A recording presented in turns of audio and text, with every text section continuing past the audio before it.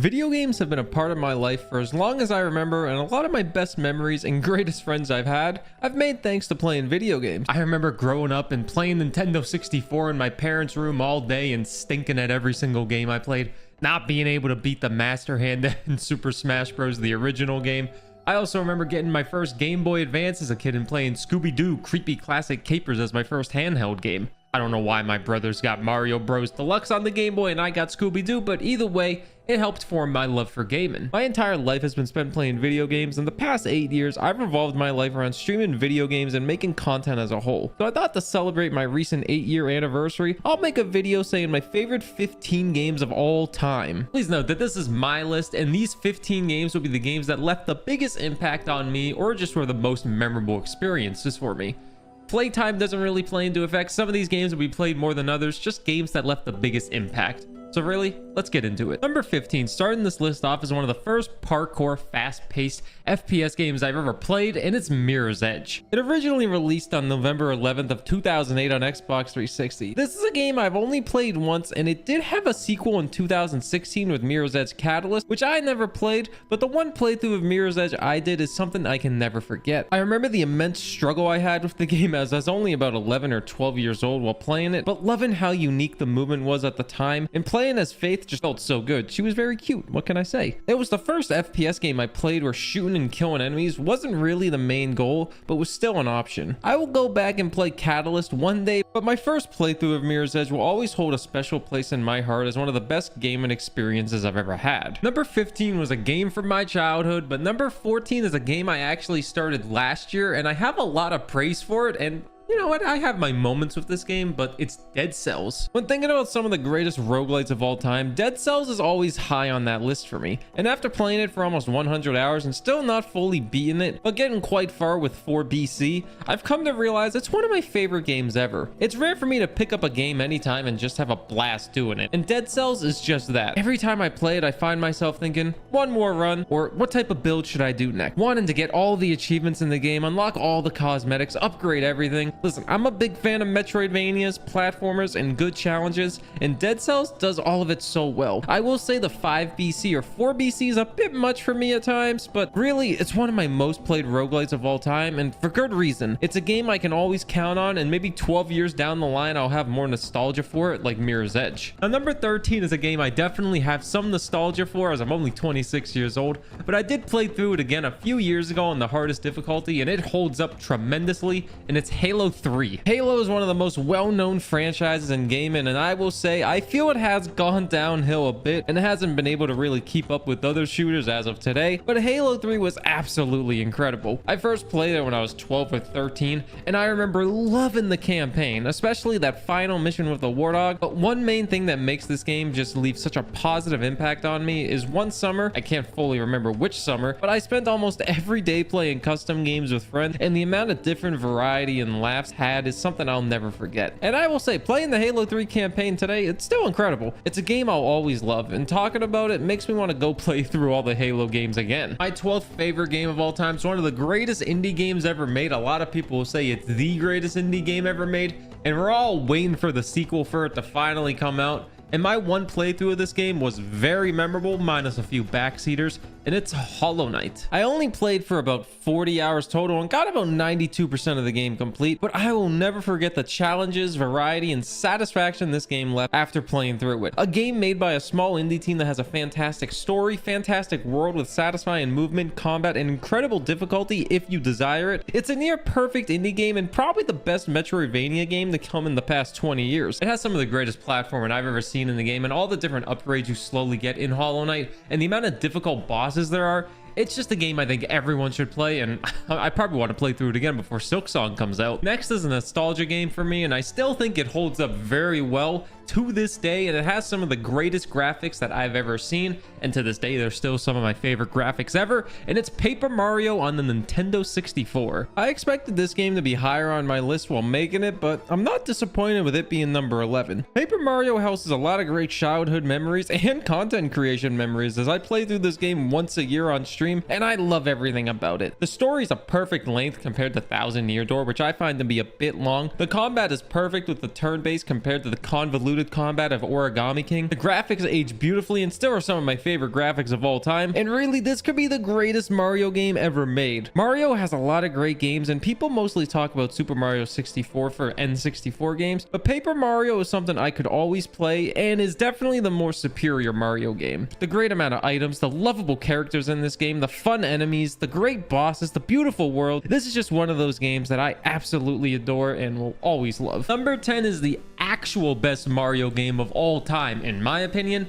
and it's Super Mario World. Listen, I love Paper Mario, I really do, but Super Mario World is something special. I remember playing this game so much on Game Boy and a bunch of different virtual consoles growing up, and when I had my own Super Nintendo and my own collection, Super Mario World was the one game I played the most. Donkey Kong Country 1, 2, and 3 is also a fantastic game on Super Nintendo, but Super Mario World is better. Sorry, Donkey Kong. I love the overworld in this game as well, going through it after every single level, all the great secrets, all the mini bosses, the Koopa kids you fight besides Bowser, the extra challenges, and really the spin jump as a whole. Oh, that's so much fun. Riding Yoshi to victory and just delivering the best 2D Mario experience. The best Mario experience ever is Super Mario World, and I will always love this game. I like this game so much I've started playing Kaizo Mario hacks on stream, all made from the core of this game, and it's amazing learning those skills. Super Mario World had a big influence on me loving Mario and platforming games as a kid, and now even as an adult with Kaizo, it'll make me even better at the game. It's just overall a great game, and I just have a lot of soft spots for it. This next game has a lot of special things about it, and I've played through it multiple times on co-op mode and single player, and it's one of the highest rated games of all time on Steam, and it's Portal 2 at number 9. This is just another case of Valve making incredible games. The sequel to another all-time great game in Portal. Portal 2 released April 18th, 2011, and I have clear memories of my dad buying me this game for my birthday, which is April 25th, and I love this game and played it so much. This is also the first game I ever got all the achievements in on Xbox 360, and now every once in a while I have the urge to get all the achievements in a game, but due to time restraints I can't. But this is the game that started all of that. Portal 2 has one of the best single-player experiences out there, and probably my favorite co-op game ever made. It's a story game that even the 5th time through, I could still struggle with some of the puzzles, and like I said, the co-op mode is probably the greatest co-op game you could ever play with a friend, and hell, I want to play it with more friends, and I want to do it again. Portal 2 is perfection. Next is a classic game that I played this year for the first time thanks to a remaster,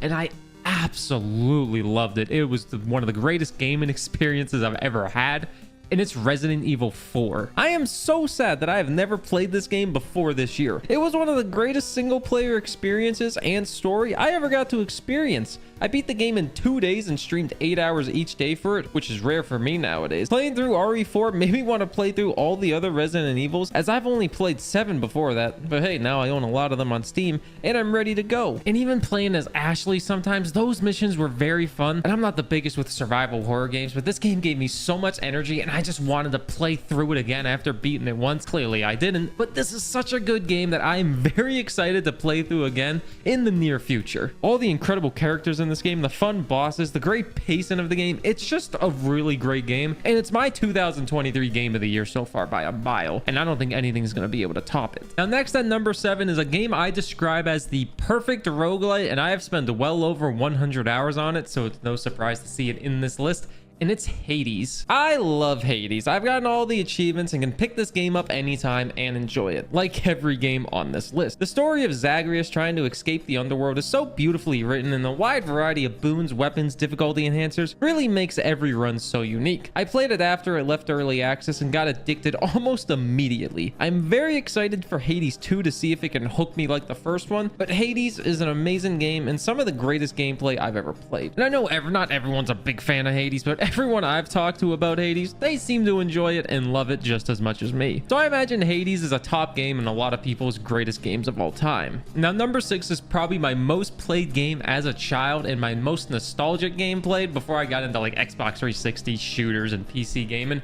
I've beat this game probably well over 100 times as well, and it's Star Fox 64. This is the most well-known Star Fox game in the franchise and my favorite Nintendo 64 game. Star Fox 64 is basically the same game as it is on the SNES, but it's just more so in 3D. I have so many memories of this game playing it from over the years and slowly discovering so many secrets that the game has to offer. If you don't know, the levels in Star Fox have secret paths that allow you to accomplish a mission more so than complete it, and doing that allows you to pick different paths in the story. This game has brought me countless hours of joy, and I'll never forget when I beat the hardest version of the final boss for the first time after God knows how long of trying. The controls can be funky at times, but I will love this game always and forever. And now we're at my top 5 favorite games of all time. I will say these 5 games, they were pretty hard to rank, but it was pretty obvious that these are the games that I think are the best after thinking about it for a little bit. So let's start with number 5, one of the greatest multiplayer games of all time, and it's Left 4 Dead 2. I'm going to count both Left 4 Dead 1 and 2 in this, as I've spent so many hours on the Xbox 360 playing this game, and even play with my community on Twitch sometimes. I love all the game modes these games have, with campaign, versus, scavenge, survival, and then all the custom mods you can have on PC if you want. It may only be about 10 to 12 official maps, but all those maps never got old for me, and really, I could play versus mode anytime, as I love being able to play as those special infected. If you ever want to play Left 4 Dead 2 with me in the community, come hang out on Twitch. I absolutely adore the gunplay, the smart AI with the zombies. I've watched YouTube videos on how smart the zombies are in this game and how much programming went into it. Really, Valve makes such incredible games that I absolutely adore, and Left 4 Dead 2 is one of the greatest memories I'll have playing games. Now, I remember the summer going into high school, I spent 1 month playing Left 4 Dead almost every single day on PC when I got it. After playing on Xbox 360 for so long, I love this game. I can't gush anymore about it. I love it. Now we get to number 4, which is another top tier roguelite in my opinion, and I had a hard time debating if I wanted this at number 4 or number 3, but I decided number 4 was the perfect spot for it, and it's Enter the Gungeon. Gungeon is incredible. This is the best top-down shooter action roguelite everything. I love it, and every minute I play this game on or off stream is incredible. The amount of difficulty options, variety in weapons, fun and unique classes to play, all the secrets this game offers, I just love it so much. I know some people don't like it with how hard this game is, but this game is one of the most satisfying games I've ever played, and I've done almost everything, and I've gotten all the achievements. If you like action roguelites or top-down shooters, you need to try it. A lot of games use the top-down formula with action roguelites, and they're good, but Gungeon's the perfect game. Now, number 3 is my most played game of all time, and I do say it's the greatest game ever made at times, and it could easily be number 1 or 2, but I decided to put it at number 3 because these next 2 games after this I love. But number 3 is Team Fortress 2. This game means so much to me. I have thousands of hours on this game on Xbox 360 with the orange box. And here's a quick funny story for you. When I was about 12 or 13 years old, I was playing Team Fortress 2 on Xbox 360, and my little cousin was hanging over at our house. And this guy decided to show us his ugly drawing that he made. It was ugly, we can admit it. He was like 6 years old, 5 years old. And he decided to put it up on our wall. And when he put it up on the wall, he stood on the Xbox 360 and caused the Xbox 360 to have the red ring of death, but with 2 rings instead of 3. And for some reason, the Xbox would only be able to play Team Fortress 2 after that.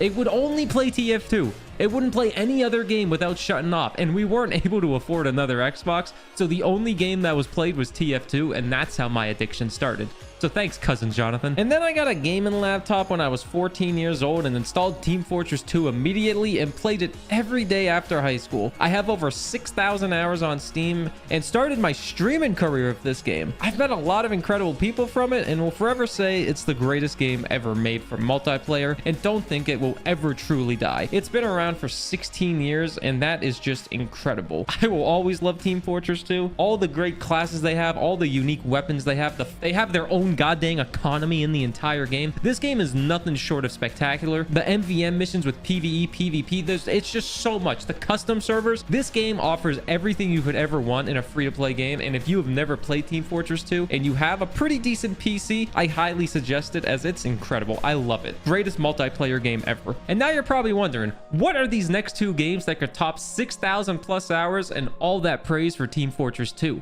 Well, I'm gonna say they're very memorable single player experiences that I absolutely loved, and you can probably guess what these next 2 games are, but number 2 is gonna be Darkest Dungeon. I may not have as many hours in this game as TF2, but I still have 350 hours in this game across all platforms, and I'm itching for another run right now. The amount of variety with classes, trinkets, bosses, different strategies for so many different areas really make me just love this game. The turn-based gothic RPG roguelike game just fills me with joy every time I play it, even when RNG's not being that kind to me. I've had days where I just haven't really wanted to do anything, you know, I'm a human. And then I load up Darkest Dungeon for a few hours, and after that, I'm feeling great. The runs take a bit, so I usually do 1 to 2 runs a year, but they're always so memorable, and this game will forever be a game I suggest. It's probably my favorite game I've ever streamed as well, and I don't see myself not loving this game ever. I love Darkest Dungeon, and it's the second greatest game I've ever played. And before we fully dive into number 1, I'm gonna go over about 3 honorable mentions that were very close to making this list.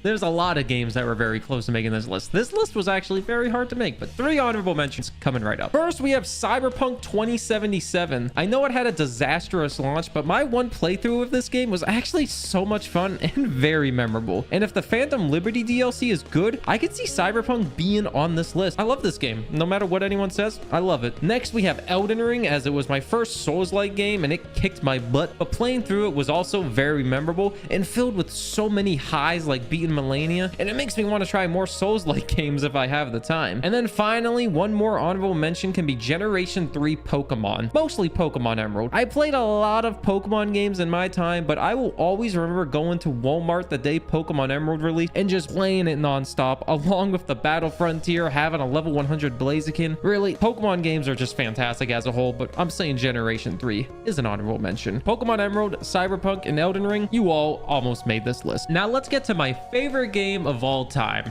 Number 1 is also more so a series, because if I didn't include it as a series, this list would be filled with 5 games, maybe 6, 5. I'm pretty sure it's just 5 games.